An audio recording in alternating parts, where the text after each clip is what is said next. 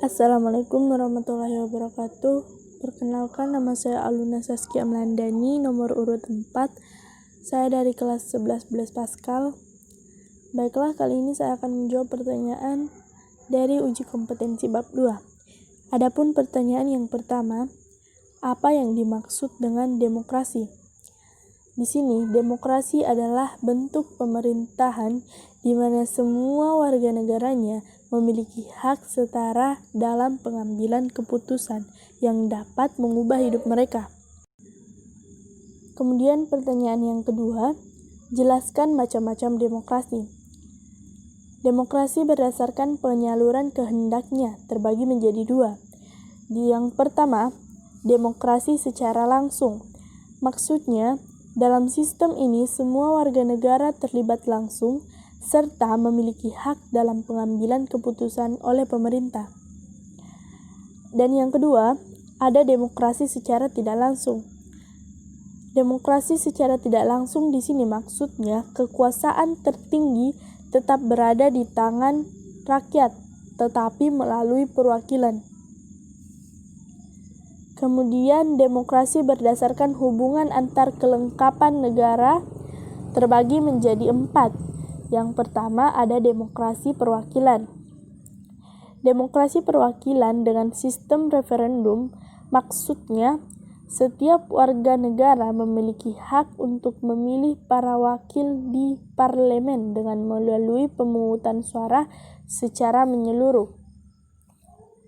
Kedua, ada demokrasi perwakilan dengan sistem parlementer. Demokrasi perwakilan dengan sistem parlementer di mana badan legislatif dan badan eksekutif memiliki hubungan yang erat. Pemerintah menjalankan program-program yang telah disetujui oleh badan perwakilan rakyat. Yang ketiga, ada demokrasi perwakilan dengan sistem pemisahan kekuasaan.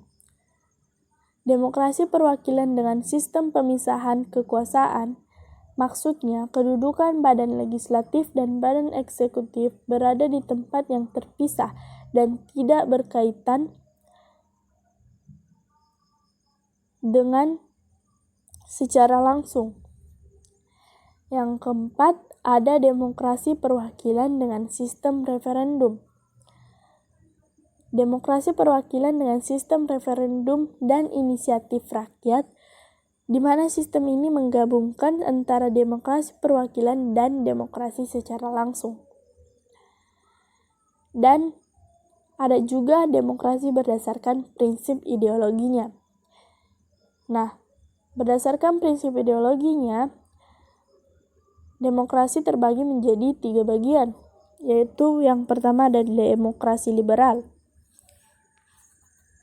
di mana sistem demokrasi ini memberikan hak kebebasan berpendapat kepada rakyat. Yang kedua, demokrasi rakyat. Demokrasi rakyat, sistem demokrasi ini dijalankan sesuai dengan paham sosialis atau komunisme.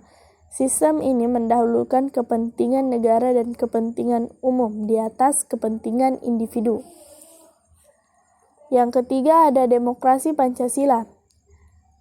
Demokrasi Pancasila adalah sebuah sistem di mana pemerintahan yang dijalankan dalam negara didasarkan pada nilai-nilai dalam Pancasila dan berasaskan musyawarah mufakat yang mengutamakan kepentingan umum.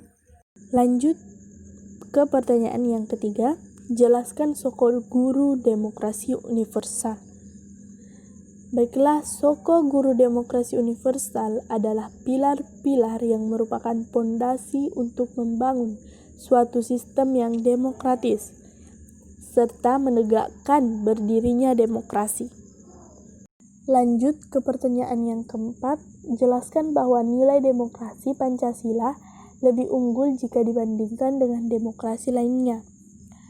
Yang pertama, adanya penghargaan terhadap hak asasi manusia dan hak-hak minoritas tidak akan diabaikan. Yang kedua, mendahulukan kepentingan rakyat. Dalam hal ini, hak rakyat diakui dan dihargai. Yang ketiga, mengutamakan musyawarah untuk mufakat dan baru kemudian menggunakan suara terbanyak. Yang keempat, kebenaran dan keadilan selalu dijunjung tinggi. Yang kelima, mengutamakan kejujuran dan ikhtiar baik. Kemudian lanjut ke pertanyaan yang kelima. Buktikan bahwa negara Indonesia adalah negara demokratis baik secara normatif maupun empirik.